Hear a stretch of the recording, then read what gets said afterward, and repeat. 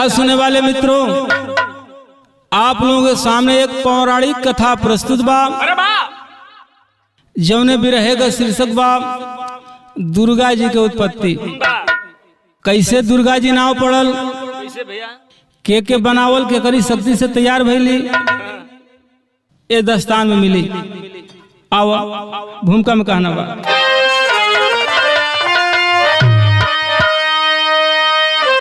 दैत्य चारों से देवों में दहशत बनी,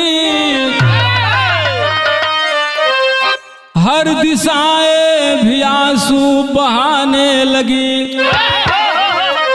समझ दानो यमरी अपने को सही, उस दम देवों की शक्ति नसाने लगी। शोक संतप्त में देवतागण हुए, मंत्रणा देवताओं में आने लगी। दैत्य वेदों को वरदान में ले लिए,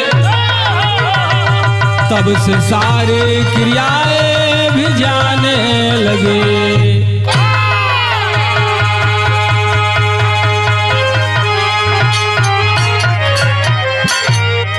अरे भैया, दैत्य वेदों को वरदान में ले लिए, तब से सारी क्रियाएं भी जाने लगी। एक ठे वाली का नमूना लगा दो मास्टर, कैसे?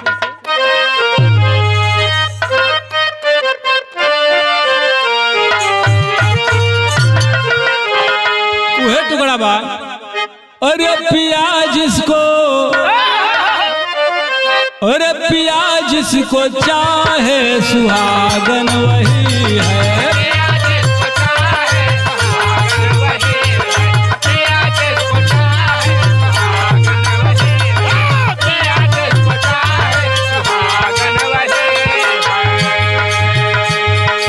पिया जिसको चाहे सुहागन वही है।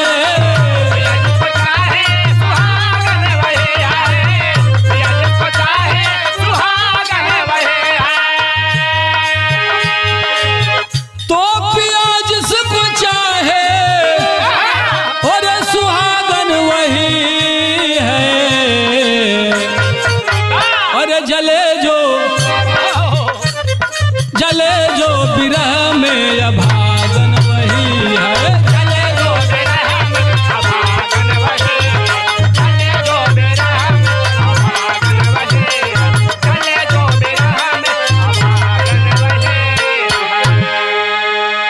ऐ भैया, इस मृतलोक में, इस धरती पर एक दानव असुर पैदा हुआ, जिसका नाम दुर्गम बताया गया। आज वो ब्रह्मा जी के प्रतापी भक्त रहल, लेकिन भइल का कहना बा।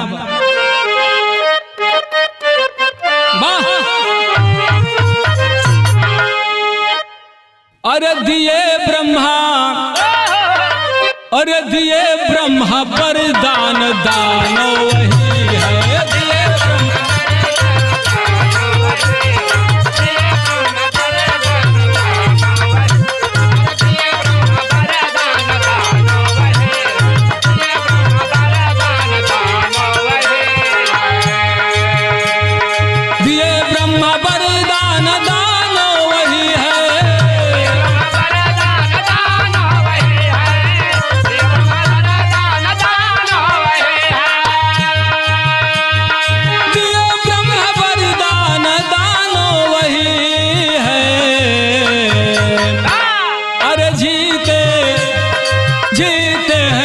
दिए से दानो वही है।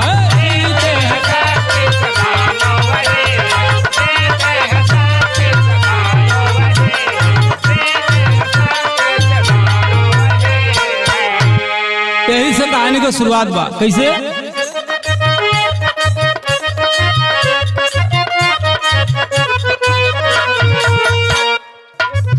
सदियों से ही धरा पर अत्याचार जब हुआ, तब दबी देवताओं का अवतार भी हुआ।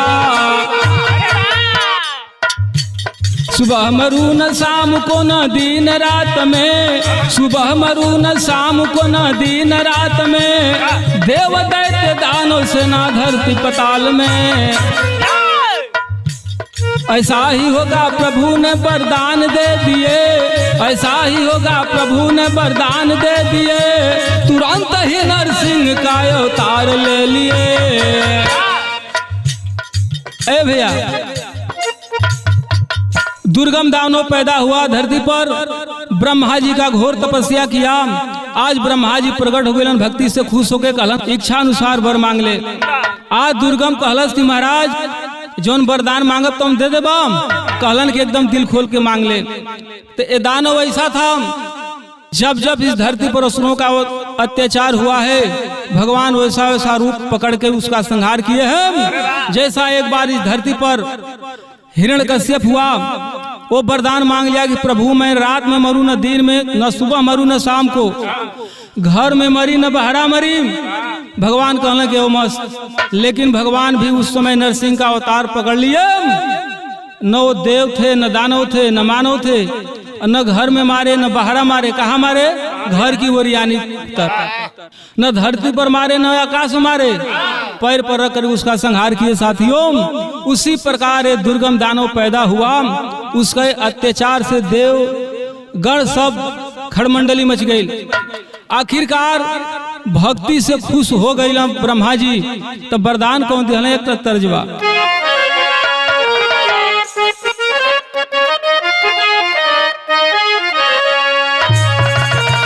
उहे तर्जबा, हंसी हंसी गोरी कहे मानस बतिया, हंसी हंसी गोरी कहे मानस बतिया, भारी ना तो हलू के गढ़ा दती न पतिया।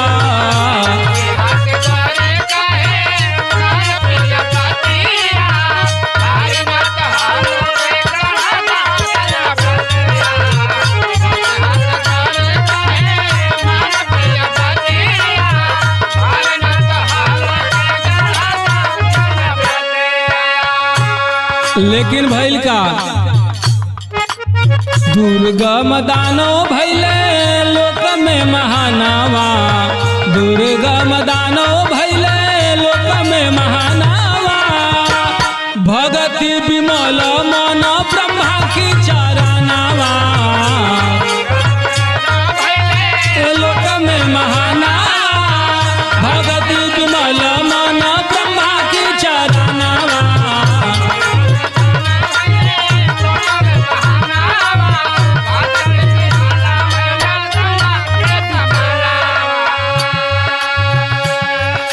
ब्रह्मा जी कहत हवन, बेटा खोल के वरदान मांग, आज हम वरदान देवे के तैयार है। दुर्गम वरदान मांगत बा। काम खुश होई ब्रह्मा जी बन उचारी, इच्छा अनुसार वर मांग हो पुजारी, देवता भी जीते नहीं बर बर, देवता भी जीते नहीं वेद वरदानवा, भक्ति विमल मन ब्रह्मा की चरनावा।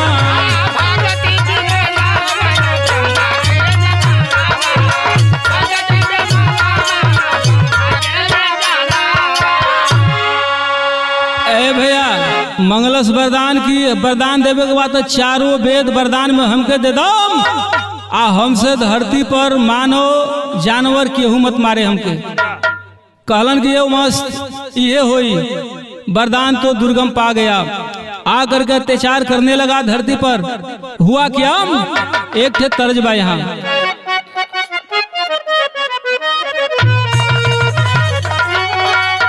वह तर्जबा, अरे बाली और झुमका मंगाई दो, अरे बाली और झुमका मंगाई दो, नथुनी पगोली चले तब सब बनवाई दो।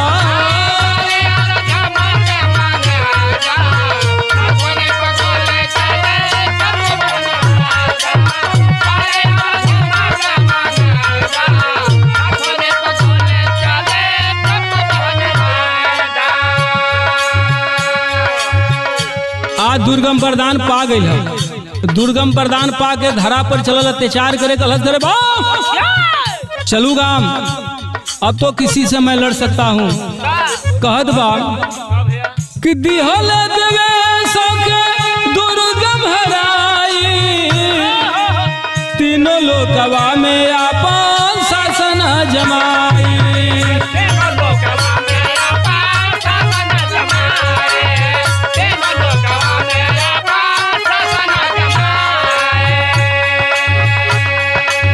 देवतन के दिल दहलाई के इंद्र पर चढ़ाई कैले सनवा सजाई के।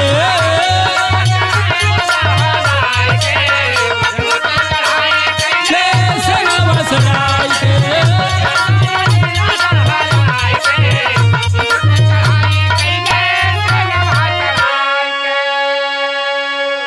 ए भैया आज इंद्रासन पर दुर्गम चढ़ाई कर दिहलस अपनी सेना के साथ इंद्र भगवान के हरा के सिंहासन के मालिक हो गई, स्वर्ग के राजा बन गई।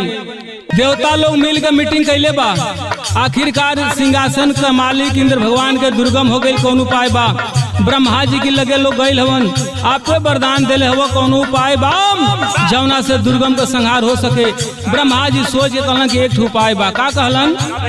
और संहार कन्या, और होई है संहार कन्या करी जब लड़ैया की उपैया हो पैया सुझे ना हो कि भैया उपैया सुझे ना हो।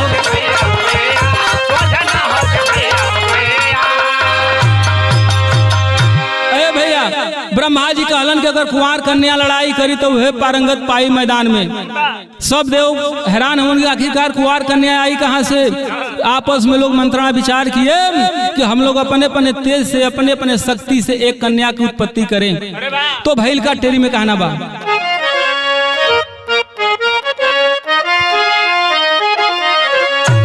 अरे राम अरे विपत्ति जब देवतन पर आ गई, और विपत्ति जब देवतन पर हो विपत्ति जब देवतन पर आ गई, अरे देवगढ़ तेज से हुई कन्या की उत्पत्ति। अरे उत्पत्ति अरे उत्पत्ति। ए भैया सारे देव एक समूह में हो करके एक कन्या की उत्पत्ति में लग गए। उत्पत्ति कैसे होगी, क्या करी शक्ति से का बनी? थोड़ा सा यह बात गौर करने लायक लाइन है। क्या कि मुख प्रकट हुआ शिव के तेज से,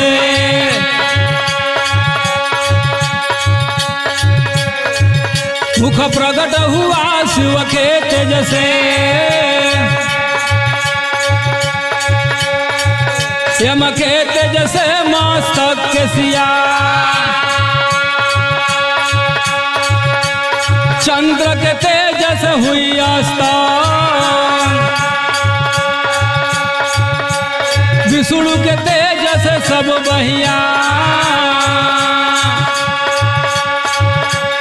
वरुण के तेज से जंघा बना, अब इंद्र की तेज से कामरिया,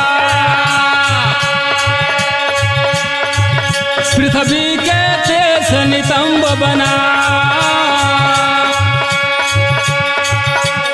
अब ब्रह्मा की तेज से पयरिया,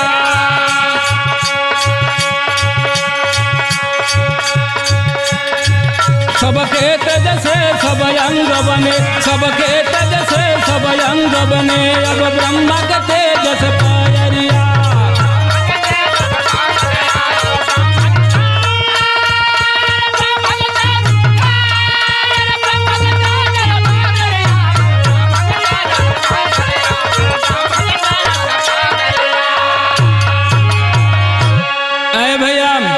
अपने अपने शक्ति से आंख मुंह हाथ पैर हर चीज का निर्माण हो गया, कन्या तैयार हो गई।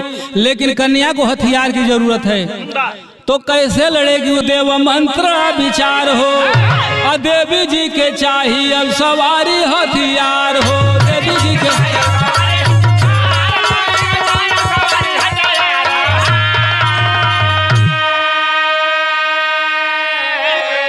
अरे के दिहल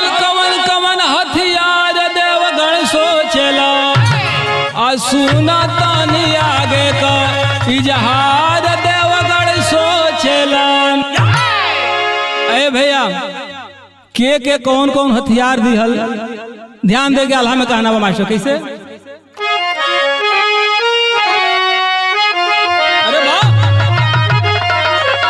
ये कहना बा और सब देवया पसा में अब योजना बनवले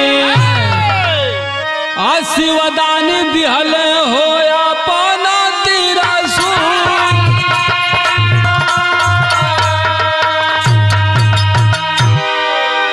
भैया शंकर भगवान अपना त्रिशूल दे दिए, अग्नि महाराज शक्ति बाणों से भरा हुआ तरकश दे दिए, लक्ष्मी जी अपना कमल का फूल दे दी, प्रजापति स्फटिक मणियों की माला दिए और पास वो तीर वरुण देव दिए, शेषनाग मणियों से सुशोभित माला दे दिए, इंद्र भगवान ने वज्र और राम ने धनुष दे दिए और शेर की सवारी पर्वतराज दे दिए, हनुमान गदा और शंख वरुण दिए, उज्जवल हार दिव्य वस्त्र भी दिया गया उनको, चूड़ामणि कुंडल समुद्र महाज दे दिए। इन सब वस्तुओं को देवी जी धारण करके जब जंगे मैदान में चलिए उस समय का भाव बा खड़ी में गाना बका।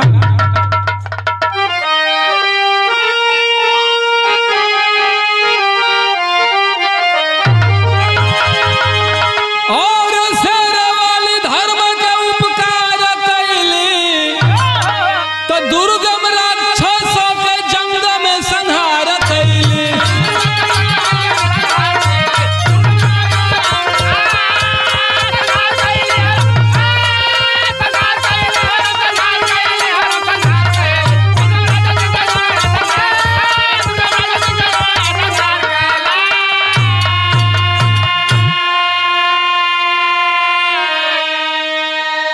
कि दैत्यन से चारों वेद माता दिलवाई और भय मुक्ति होकर देव फूल बरसाई।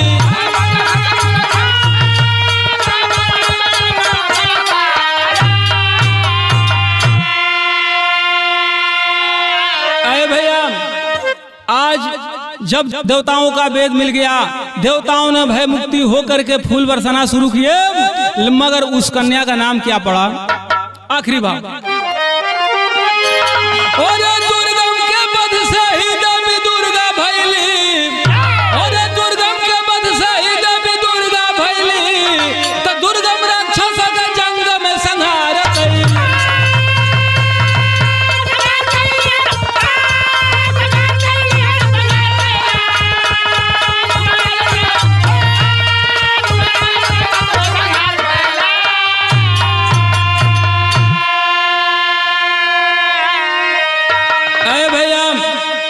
उसी दिन से उस देवी का नाम दुर्गा रखा गया और पर्वतराज शेर की सवारी दी, इस वजह से शेरे वाली कहा जाता है। आखिरी भाव कि कुसुमराज जदू देव गुरु भोला पूजे हमारे, बालों से दर्शन के साथ में गंगा रंग पसारे, अरे देवतन पर जब विपत्ति आ गई लेखन